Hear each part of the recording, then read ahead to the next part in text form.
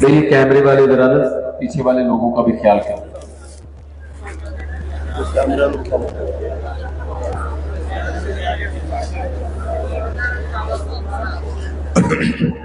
السلام علیکم ورحمۃ اللہ وبرکاتہ.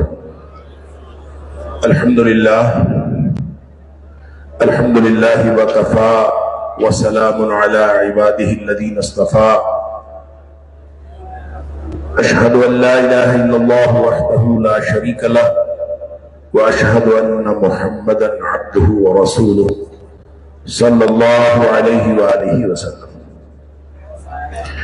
اللهم صل على محمد وعلى آل محمد كما صليت على إبراهيم وعلى آل إبراهيم إنك حميد مجيد. اللهم بارك على محمد وعلى آل محمد كما باركت على إبراهيم وعلى آل إبراهيم إنك حميد مجيد.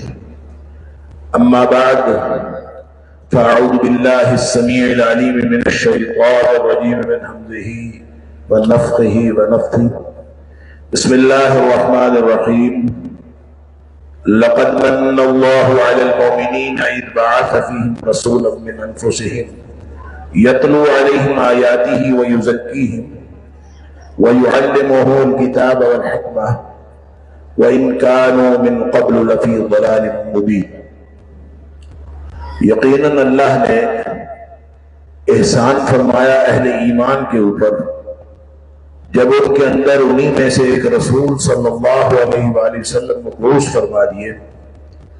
وہ رسول جو ان کے درمیان اللہ کی آیات تلاوت کرتا ہے، ان کا تزکیہ کرتا ہے، ان کو پاک کرتا ہے اور ان کو کتاب و حکمت کی تعلیم دیتا ہے. اور اگرچہ اس سے پہلے وہ سب لوگ کھلی گمراہی میں تھے. صدق اللہ العظیم. اللہ کریم نے نبی اکرم صلی اللہ علیہ وآلہ وسلم کو جب دنیا میں بھیجا تو نبی پاک صلی اللہ علیہ وآلہ وسلم کے اس مبعوث کرنے کو احسان فرمایا. آپ سے پہلے انسانیت گمراہی کے اندھیروں میں تھی. آپ صلی اللہ علیہ وآلہ وسلم تشریف لائے، لوگوں کو ہدایت مل گئی. هو الذی ارسل رسولہ بالہدی ودین الحق لیظہرہ علی الدین کلہ. وہ ذات جس نے اپنے نبی پاک صلی اللہ علیہ وسلم کو بھیجا ہدایت دے کر اور دین حق دے کر.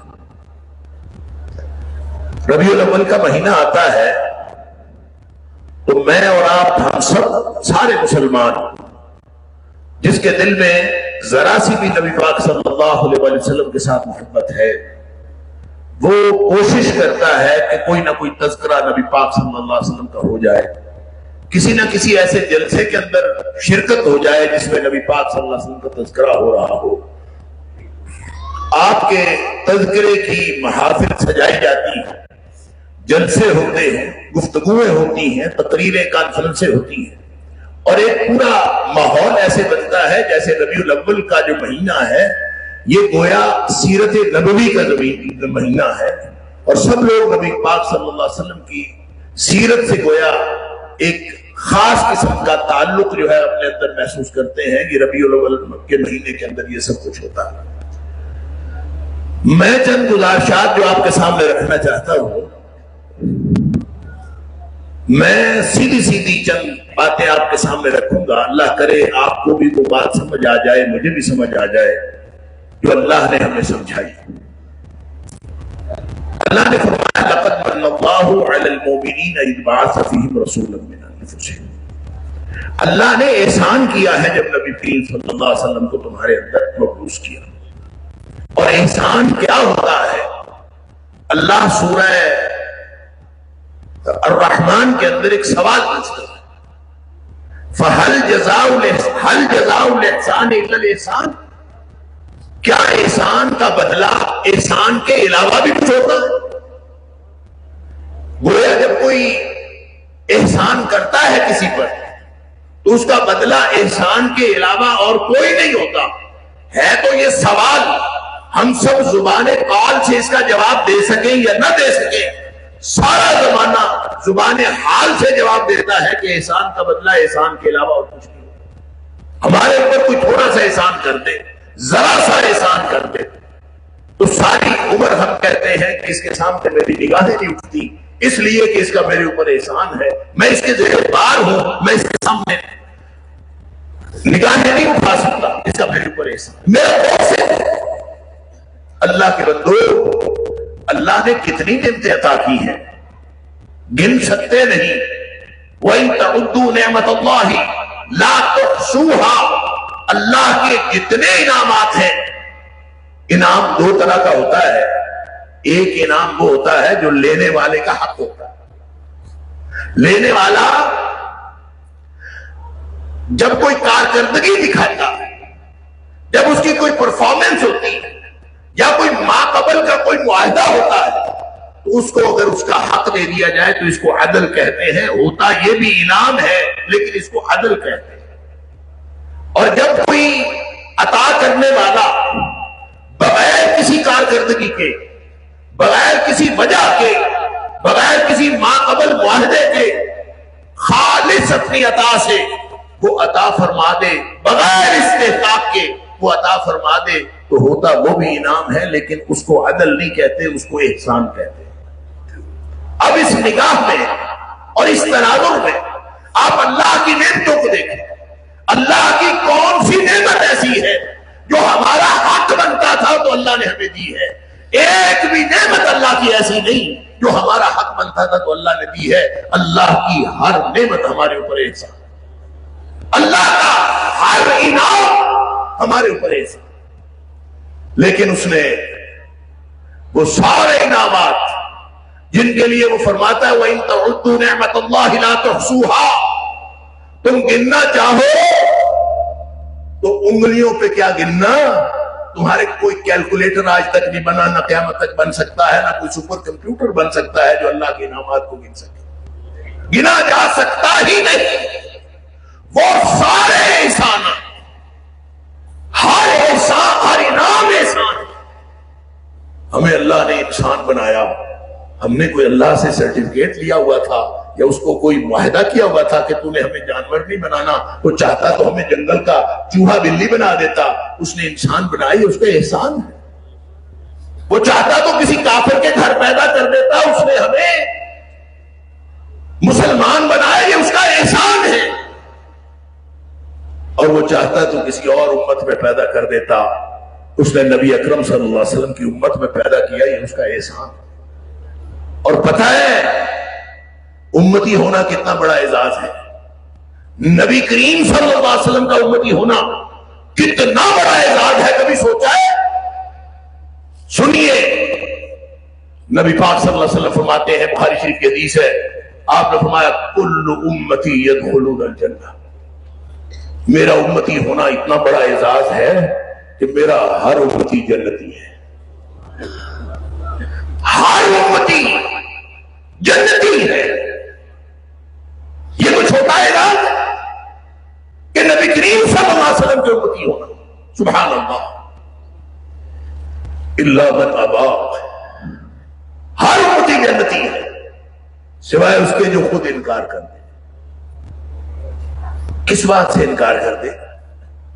ہم ترجمہ کرتے ہیں جو خود جنت میں جانے سے انکار کر دے۔ الا من ابا، وہ امتی ہونے سے انکار کر دے یا جنتی ہونے سے انکار کر دے، ایک ہی بات ہے، امتی ہے تو جنتی ہے۔ میں اس حدیث کو بس یہاں تک، باقی میں مکمل کروں گا آخر پہ۔ تو ہر انعام اللہ کا احسان ہے، لیکن اللہ نے جتلایا نہیں ہے، اللہ نے اس کو احسان نہیں کہا۔ اللہ نے احسان کہا ہے تو صرف نبی اکرم صلی اللہ علیہ وسلم کی تشریف آوری کو احسان فرمایا ہے۔ سورہ حجرات میں احسان کہا ہے کہ یمنون علیکم ایمنون علیک اسلامہم، یہ اپنے اسلام لانے کا ہم مسلمان ہیں، ہم مسلمان ہو گئے ہیں، اے نبی صلی اللہ علیہ وسلم یہ آپ کے اوپر احسان جتلاتے ہیں۔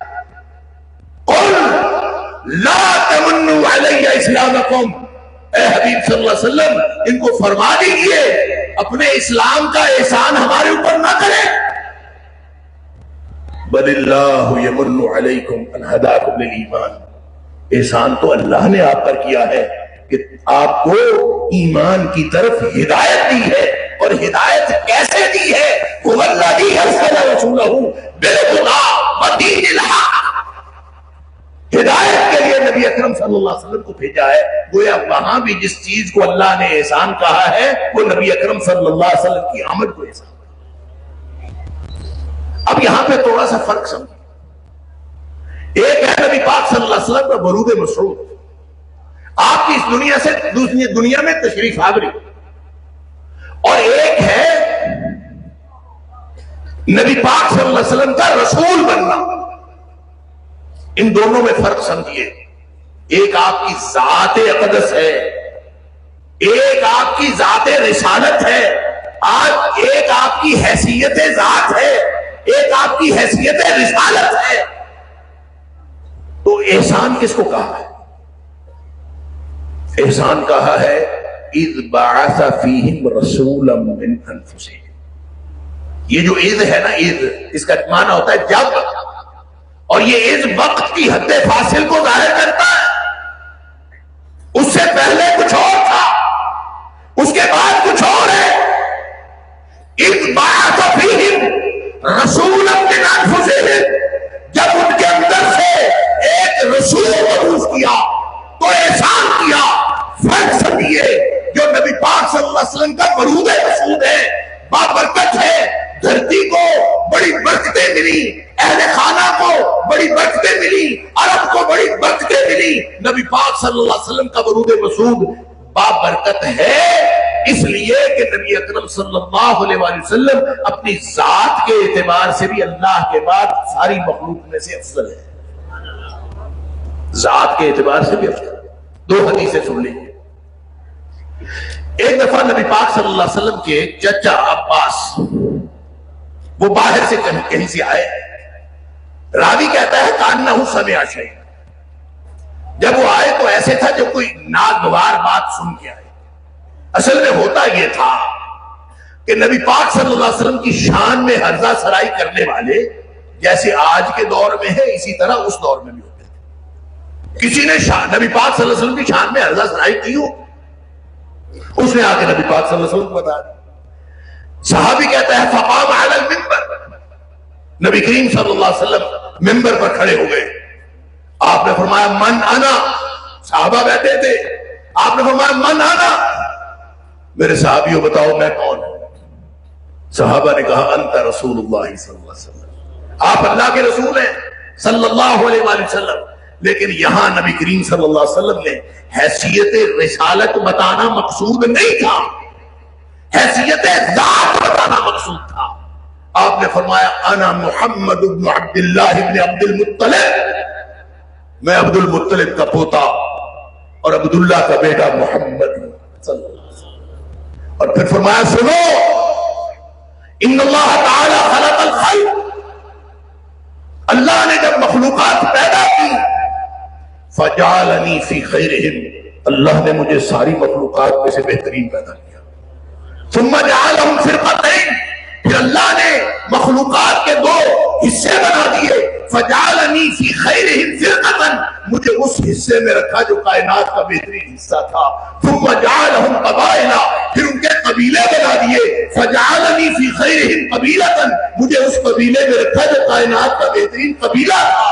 ثم جعلہم بیوتا، پھر اللہ نے ان کے چھوٹے چھوٹے گھرانے بنا دیے، فجعلنی فی خیرہم بیتا، مجھے اس گھرانے میں رکھا جو کائنات کا بہترین گھرانا۔ فانا خیرہم نفسا وانا خیرہم بیتا، اب کائنات میں میری ذات جیسی کوئی ذات نہیں، میرے گھرانے جیسا کوئی گھرانا نہیں۔ نبی پاک صلی اللہ علیہ وسلم کی ذات۔ پھر نبی پاک صلی اللہ علیہ وسلم نے ایک مسلم شریف کی حدیث ہے، فاصلہ بن اسحاق رضی اللہ मुतवक्किल अला, उस हदीस में नबी पाक सल्लल्लाहु अलैहि वसल्लम ने फरमाया, असल में दुनिया में जो बेहतरीन नस्लें हैं ना, बेहतरीन नस्ल, उन सब में से जो बेहतरीन नस्ल है वो इब्राहीम अलैहिस्सलाम की नस्ल है।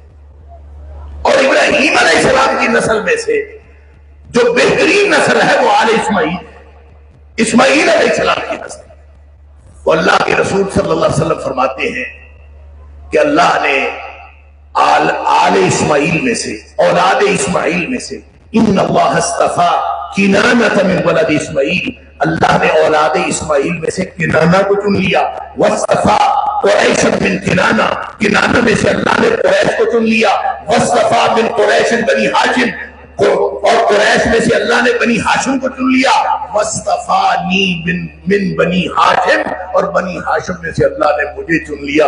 गोया नबी अकरम सल्लल्लाहु अलैहि वसल्लम मुस्तफा है, मुज्तबा है, अल्लाह के चुनीदा है, आप जैसा कोई और नहीं।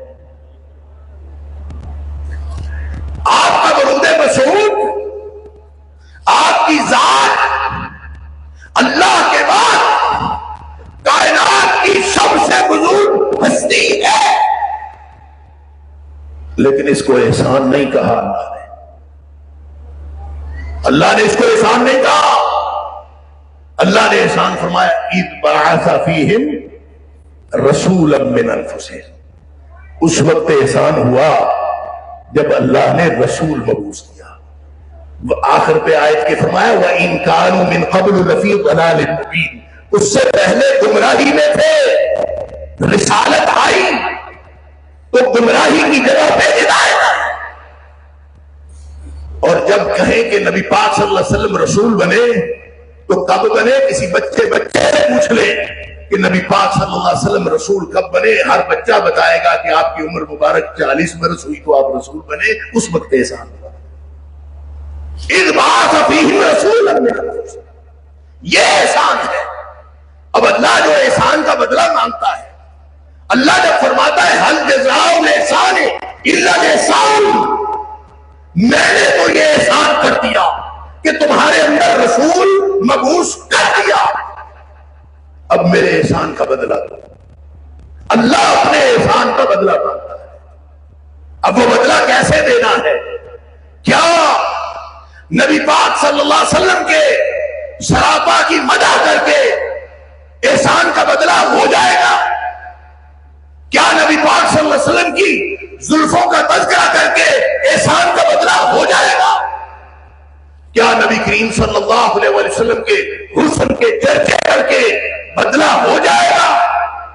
या फिर उस हदीस की तरफ निगाह डाल ले जिसमें आपने फरमाया मेरा हर उम्मती जन्नती। तो क्या जुल्फों के चर्चे करने वाले उम्मती है? उम्मती कौन है? उम्मती बनता कैसे है? एहसान किस चीज को कहा है? एहसान रिसालत को कहा है। जो रिसालत नबी करीम सल्लल्लाहु अलैहि वसल्लम लेके आए हैं, जो नबी पाक सल्लल्लाहु अलैहि वसल्लम की जात को मानता है, आपकी रिसालत को नहीं मानता, वो उम्मती बन जाता है। कोहे सफा पे नबी पाक सल्लल्लाहु अलैहि वसल्लम ने इकट्ठा किया बरादरी को, आपने ऐलान फरमाया। अच्छा, वो जो इकट्ठा किया था ना, वहां जो सदा लगी थी, उस वक्त सदाएं लगाते थे, तो जो सदा लगी थी या सबाहा की सदा लगी थी, या सबाहा। और ये सदा क्या थी? इसका मतलब ये था किसी हमले का खतरा। अरबों में आमतौर पे हमला कोई करता था वो सुबह के वक्त करता था, क्योंकि सुबह के वक्त लोग सोए हुए होते हैं। तो सुबह के वक्त कोई हमला करता था तो ये इस कदर बार बार ये प्रैक्टिस होती थी कि सुबह का लफ्ज हमले के मुतरादिफ करार पाया। लिहाजा जब ये सदा लगी या सबाहा, तो इसका मतलब था कोई खतरा। सब लोग भागे भागे आए, कोहे सफा पे इकट्ठे हुए। नबी पाक सल्लल्लाहु अलैहि वसल्लम ने फरमाया, मैं अगर कहूं कि जबल अबू कुबैस के पीछे लश्कर छुपा है, अभी तुम्हारे ऊपर हमला होने वाला है, तुम्हारा क्या ख्याल है? सब ने कहा, अबू लहब ने भी कहा, अबू जहल ने भी कहा, सब ने कहा हम मान जाएंगे, इसलिए कि आपने पूरी हयात तैयबा में कभी गलत बयानी नहीं की। आप जो फरमा रहे हैं ये सही है, आप जैसा कोई है नहीं, آپ صادق بھی ہیں، آپ امین بھی ہیں، آپ سچے ہیں، ساری تعریفیں آپ کے لیے ہیں. یہ ابو لہب نے بھی کہا، ابو جہل نے بھی کہا. لیکن جب نبی پاک صلی اللہ علیہ وسلم نے فرمایا میں اس سے بڑے خطرے سے خبردار کر دوں، اور وہ بڑا خطرہ جہنم کا خطرہ، اور آپ نے توحید کا پیغام پہنچایا، تو نہ جب آپ نے پیغام پہنچایا، رسالت بتائی، آپ کی ذات کا مسئلہ تھا تو ابو لہب نے بھی مانا، ابو جہل نے بھی مانا، اور جب آپ کی رسالت کی بات ہوئی نہ ابو لہب نے مانا نہ ابو جہل نے مانا، تو امتی بن گئے. ذات کو تو مانتے تھے، آپ کے حسن کے قائل تھے، آپ کی صداقت کے بھی قائل تھے، آپ کی امانت کے بھی قائل تھے، لیکن انہوں نے نبی پاک صلی اللہ علیہ وسلم کی رسالت کو نہیں مانا. اللہ جو احسان کا بدلہ مانگتا ہے، اللہ یہ چاہتا ہے کہ تم نبی کریم صلی اللہ علیہ وسلم کی رسالت کو مانو، اپنی زندگیاں اس کے سپرد کرو. اگر یہ کر لو گے تو یہ احسان کا بدلہ ہے، اگر نہیں کرو گے تو اس کا مطلب ہے پھر تم امتی نہیں. کل امتی یدخلون الجنہ، جس سے پوچھو میں اللہ کے رسول صلی اللہ علیہ وسلم کا امتی ہوں، جو بھی جیسے جتنا مرضی میرے جیسا کیا گزرا ہو، جس سے مرضی پوچھو وہ کہے گا ہاں میں تو امتی ہوں. اللہ کے رسول صلی اللہ علیہ وسلم فرماتے ہیں ہر امتی جنت میں جائے گا الا من ابا، جو انکار کر دے وہ نہیں جائے گا، باقی سارے جائے گا. بات اس دور کے ابو جہل اور ابو لہب کی نہیں، ہر دور کے ابو جہل اور ابو لہب کی بات. سن لیجئے، جتنا نبی پاک صلی اللہ علیہ وسلم کی سیرت پر لکھا گیا ہے اتنا کسی شخصیت میں نہیں لکھا گیا. کتابیں صرف مسلمانوں نے نہیں لکھی، غیر مسلموں نے بھی لکھی، ہندوؤں نے بھی لکھی، سکھوں نے بھی لکھی، عیسائیوں نے بھی لکھی، یہودیوں نے بھی لکھی. دنیا کا کوئی مذہب ایسا نہیں جس نے نبی پاک صلی اللہ علیہ وسلم کی سیرت پر لکھا. لیکن سوال یہ ہے کہ جب وہ لکھتے ہیں، بلکہ ان میں سے آپ ایک کتاب لے لیجیے، مائیکل ہارٹ کی دی 100، اس نے 100 لوگوں کا تذکرہ کیا کہ تاریخ انسانی میں جو سب سے زیادہ مؤثر شخصیت ہے، ان 100 لوگوں کا نام لکھا تو پہلے نمبر پہ اس نے لکھا حضرت محمد صلی اللہ علیہ وسلم. وہ ہے ہی پہلے نمبر پہ. اس کے اوپر بڑے چیلنجز آئے، ان کو لوگوں نے کہا کہ تم نہ کرو، یہ ایسا نہ کرو. وہ یہودی تھا، اس کو یہودیوں نے بھی روکا، اس کو عیسائیوں نے بھی روکا کہ یہ نہ لکھو.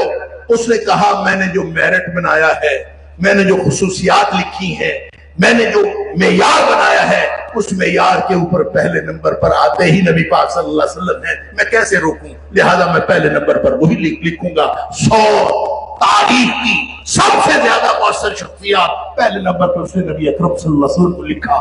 میں یہ سوال کرتا ہوں آپ سے اور اپنے آپ سے، کیا وہ مائیکل ہارٹ نبی پاک صلی اللہ علیہ وسلم کی اتنی تعریف کر کے وہ امتی بن گیا؟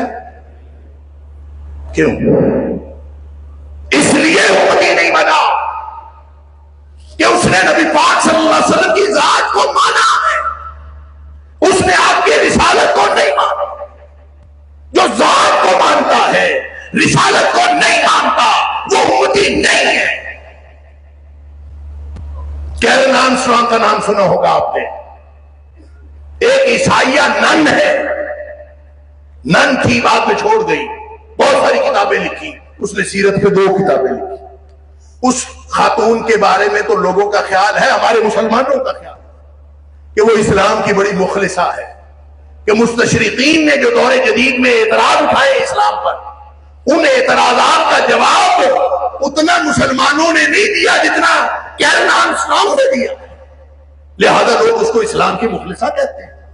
اور اس نے سیرت پر 2 کتابیں لکھی. اس نے پہلی کتاب لکھی محمد دا پروفٹ آف اسلام، 96 میں چھپی. پھر اس نے 10 سال بعد ایک اور اس کی کتاب چھپی 2006 میں، محمد دا پروفٹ آف آور ٹائم صلی اللہ علیہ وسلم. آپ اندازہ کیجئے، سیرت پہ کتاب، عقیدت تو ہمیں ہو. جو عیسائیہ نن ہے اس کو نبی کریم صلی اللہ علیہ وسلم سے کیا عقیدت ہے؟ یہ ایک الگ موضوع ہے کہ اس نے کتابیں کیوں لکھی، اس کی وجہ کیا تھی، لیکن اس نے ساری نبی پاک صلی اللہ علیہ وسلم کی تعریف میں لکھی. کیا وہ امتی بن گئی؟ نہیں بنی. اس لیے نہیں بنی کہ وہ نبی کریم صلی اللہ علیہ وسلم کی ذات کی تو قائل ہے، آپ کی رسالت کی قائل نہیں ہے. اللہ فرماتا ہے اذ بعث فیہم رسولا من انفسہم، جب رسول مبعوث ہوئے ہیں یہ احسان ہوا ہے. اس احسان کا بدلہ دو گے تو امتی بن جاؤ گے. لہذا فرمایا کل امتی یدخلون الجنہ، سمجھ لیجیے حدیث، میرا ہر امتی جنتی ہے الا من ابا، سوائے اس کے جس نے یہ انکار کر دیا. کیا انکار کر دیا؟ جنت میں جانے سے انکار کر دیا یا امتی ہونے سے انکار کر دیا؟ اللہ کے رسول بھلا کوئی امتی ہونے سے بھی انکار کرتا ہے؟ من ابا یا رسول اللہ صلی اللہ علیہ وسلم، اللہ کے رسول بھلا جس سے مرضی پوچھو وہ تو امتی ہے.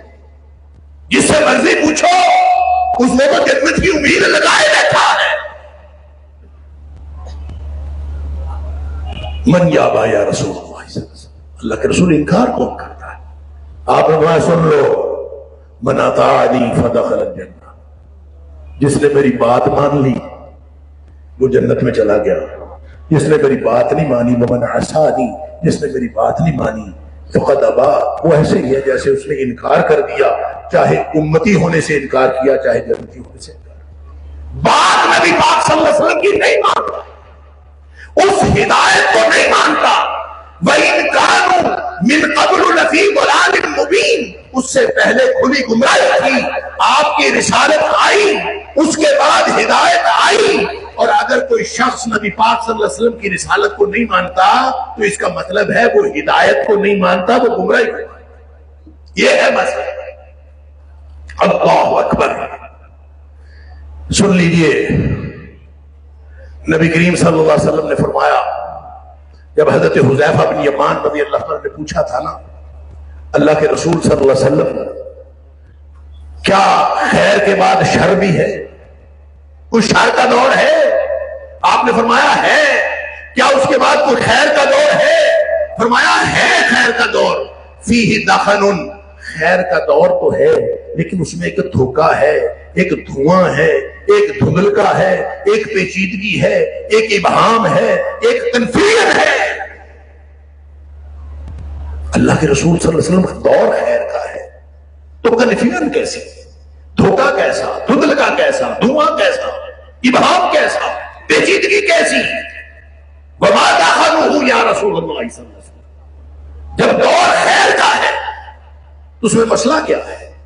فرمایا سنو، پیچیدگی یہ ہے ائمۃ یہدون، پیشوا پیشوائی کر رہے ہوں گے، اللہ اکبر، مقرر تقریریں کر رہے ہوں گے، ہدایت کا کام جاری ہوگا، لوگ کانفرنسیں بھی کر رہے ہوں گے، لوگوں کو دین بتا رہے ہوں گے، ائمۃ یہدون، سارے معاملات جاری ہوں گے بغیر ہدی، لیکن وہ جو ہدایت پہنچا رہے ہوں گے وہ میری لائی ہوئی ہدایت نہیں ہوگی.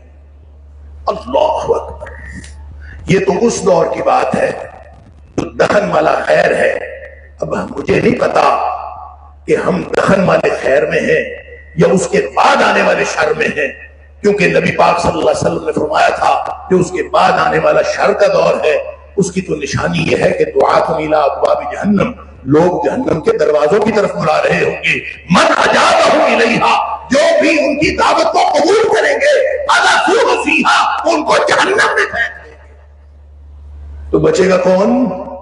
جو مدینے والے کی ہدایت کو مانے گا، مدینے والے کی ہدایت. اور سن لیجئے، نبی پاک صلی اللہ علیہ وسلم مسلم شریف کی حدیث سے آپ نے فرمایا والذی نفس محمد بیدہ، اس ذات کی قسم جس کے ہاتھ میں محمد کریم صلی اللہ علیہ وسلم کی جان ہے، لا یسمع بی احد من هذه الامہ یہودی ولا نصرانی، جس کے کان میں یہ بات پڑ گئی کہ نبی پاک صلی اللہ علیہ وسلم تشریف لے آئے ہیں، آخری رسول تشریف لے آئے ہیں، جس کے کان میں یہ بات پڑ گئی، اللہ اکبر، چاہے وہ یہودی ہو چاہے وہ عیسائی ہو، کیا مطلب؟ یہودی اور عیسائی بھی نبی کریم صلی اللہ علیہ وسلم کی امت دعوت ہے، امت اجابت تو نہیں ہے۔ امت اجابت تو وہ ہوگا جس نے نبی کریم صلی اللہ علیہ وسلم کی بات مانی ہوگی۔ آپ نے فرمایا چاہے وہ یہودی ہو، چاہے وہ نصرانی ہو، چاہے وہ اپنے دور میں اپنے دور کے نبی کو مانتا ہو، اگر وہ نبی کریم صلی اللہ علیہ وسلم کو نہیں مانا، یہود لا یسمع بی احد من هذه الامہ، یہودیوں ولا نصرانیوں، چاہے یہودی ہو چاہے نصرانی ہو، اس نے بات سنی، ثم یموت یوم یموت، پھر جس دن اس کی موت آئی مر گیا، ولم یؤمن بما ارسلت به، جو رسالت میں لے کے آیا ہوں، جو پیغام میں لے کے آیا ہوں، جو قرآن میں لے کے آیا ہوں، جو ہدایت میں لے کے آیا ہوں، اس پر ایمان اس کا نہیں تھا اور وہ مر گیا، الا حرم اللہ علیہ الجنہ، اس کے اوپر اللہ نے جنت حرام کر دی۔ اللہ اکبر۔ لہذا سن لیجئے، شفاعت نبی پاک صلی اللہ علیہ وسلم کی شفاعت کی تو بڑی امید ہے۔ آپ کی شفاعت کا تذکرہ بھی سن لیجئے، دو حدیثیں عرض کر کے بات مکمل کر رہا ہوں۔ نبی کریم صلی اللہ علیہ وسلم کی شفاعت کا تذکرہ بھی سن لیجئے۔ نبی کریم صلی اللہ علیہ وسلم نے فرمایا، لمبی حدیث ہے بخاری مسلم میں، کہ جب شفاعت کا موقع ہوگا، لوگ آدم علیہ السلام کے پاس جائیں گے، لگتا یوں ہے جنت جہنم کا فیصلہ ہو چکا ہوگا، لوگ شفاعت کے لیے ڈھونڈ رہے ہوں گے، نبی پاک صلی اللہ علیہ وسلم کے پاس آئیں گے، اللہ کے رسول صلی اللہ علیہ وسلم شفاعت کیجئے۔ آپ نے فرمایا میں سجدے میں گر جاؤں گا، اللہ کی حمد و ثنا کروں گا، جب تک اللہ چاہے گا میں سجدے میں پڑا رہوں گا۔ اللہ مجھے حکم فرمائیں گے، اذن فرمائیں گے، شفاعت کی اجازت ملے گی، اللہ فرمائیں گے اٹھو میرے حبیب صلی اللہ علیہ وسلم مانگو کیا مانگو۔ آپ فرماتے ہیں میں کہوں گا کہ اللہ میری امت جہنم میں جل رہی ہے، ان کو جہنم میں سے نکال کے جنت میں ڈال دے۔ نبی کریم صلی اللہ علیہ وسلم فرماتے ہیں اللہ میرے لیے ایک نشانی مقرر کر دیں گے کہ تو جا اس نشانی کے سارے لوگوں کو جہنم سے نکال کے جنت میں ڈال دے۔ نبی کریم صلی اللہ علیہ وسلم فرماتے ہیں میں جاؤں گا، جا کے اس نشانی کے لوگوں کو جہنم سے نکال کے جنت میں ڈال دوں گا، ابھی بھی میری بہت ساری امت جہنم میں رہ جائے گی، میں دوبارہ آ کے پھر سجدے میں گروں گا، پھر اللہ کی حمد و ثنا کروں گا، پھر دوسری دفعہ پھر اذن ملے گا، میں پھر عرض کروں گا اللہ میری امت جہنم میں جل رہی ہے، نکال کے جنت میں ڈال دے۔ اللہ تعالیٰ پھر ایک چھوٹی نشانی مقرر کر دیں گے کہ جا اس طرح کے لوگوں کو بھی جہنم سے نکال اور جنت میں ڈال۔ نبی کریم صلی اللہ علیہ وسلم فرماتے ہیں میرٹ کم ہو گیا، میرٹ لو ہو گیا، تو چلے ان لو میرٹ کے لوگوں کو بھی میں ان کو بھی نکال لوں گا، جنت میں ڈال دوں گا، ابھی بھی میری بہت ساری امت جہنم میں رہے۔ فرمایا میں تیسری دفعہ پھر اللہ کے سامنے سجدے میں گیا، پھر اللہ سے دعائیں کروں گا، حکم ہوگا، اذن ہوگا، مانگو کیا مانگتے ہو، اللہ میری امت جہنم میں جل رہی ہے، نکال کے جنت میں ڈال دے۔ اللہ تعالیٰ اتنا چھوٹا میرٹ کر دیں گے۔ نبی پاک صلی اللہ علیہ وسلم فرماتے ہیں اتنی چھوٹی نشانی اللہ میرے لیے مقرر کریں گے کہ مجھے لگے گا کہ اب تو میں اپنی ساری امت کو نکال دوں گا۔ اللہ اکبر، اتنا لو میرٹ ہو گیا۔ نبی پاک صلی اللہ علیہ وسلم کی شفاعت سے فرمایا میں جاؤں گا اس نشانی کے لوگوں کو بھی جہنم سے نکال کر جنت میں ڈال دوں گا، ابھی بھی بہت سارے لوگ جہنم میں رہ جائیں گے، اور یہ وہ رہ جائیں گے۔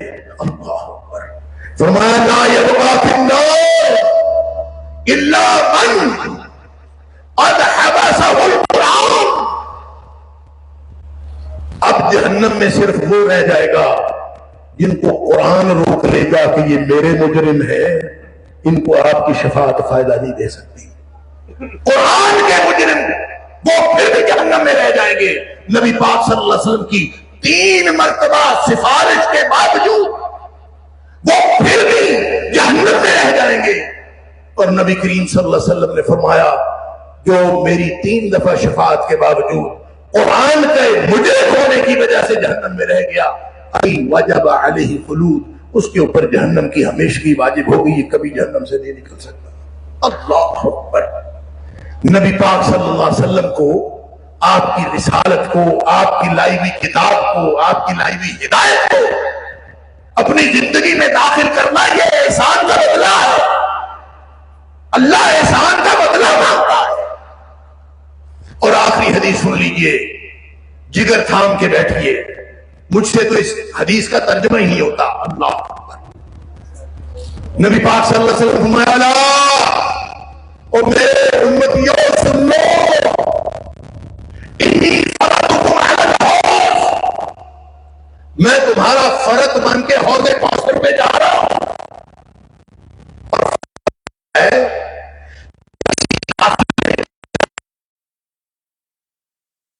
کسی قافلے میں چلنا ہوتا تھا تو جس میں جو ایک شخص پہلے بھیج دیا جاتا تھا, پیش کرو, جو پہلے جاتا تھا وہ جا کے انتظام کرتا تھا, کہاں قافلہ پڑاؤ کرے گا, کہاں قافلہ بیٹھے گا, کہاں سے پانی لے گا, کہاں سے ایندھن لے گا, جو سارے انتظام کرنے کے لیے پہلے جاتا تھا اس کو عربی میں فرد کہتے ہیں. نبی پاک صلی اللہ علیہ وسلم فرماتے ہیں, امتیو الا انی فرضتکم علی الحوض, امتیوں دھیان سے سنو, اللہ خبردار ہو کے سنو, کان لگا کے سنو, ہوش حواس کے ساتھ سنو, میں تمہارا فرد بن کے حوض کوثر پہ جا رہا ہوں. گویا تمہارے انتظامات کرنے کے لیے جا رہا ہوں کہ تم پانی پینے آؤ گے تو میں زیادہ زیادہ پانی پلاؤں گا. اور ساتھ فرمایا, امتیوں میں وہاں تمہارا انتظار کروں گا. اللہ اکبر. نبی اکرم صلی اللہ علیہ وسلم فرما رہے ہیں کہ میں تمہارا انتظار کروں گا. وَإِنِّي مُقَاسِرٌ بِكُمُ الْأُمَمَ, جب تم زیادہ زیادہ تعداد میں آؤ گے نا تو میں دوسری امتوں پہ فخر کروں گا, دیکھیں میری امت آ رہی. سبحان اللہ. اللہ ہم سب کو حوض کوثر کا پانی نصیب فرمائے. لیکن نبی پاک صلی اللہ علیہ وسلم, ایک صحابی پوچھتا ہے, اب میں دوسری حدیث درمیان میں شامل کر رہا ہوں.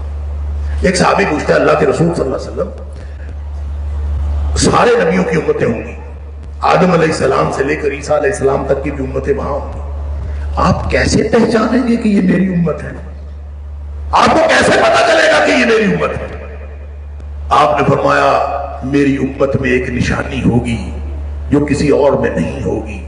غرم محجلین من آثار الوضوء, میری امت کے 5 اعضائے وضو جو 5 وقت روزانہ دھلتے تھے, چہرہ, دونوں ہاتھ اور دونوں پاؤں, وہ قیامت والے دن روشن ہوں گے. میں اس سے پہچان لوں گا میری امت ہے.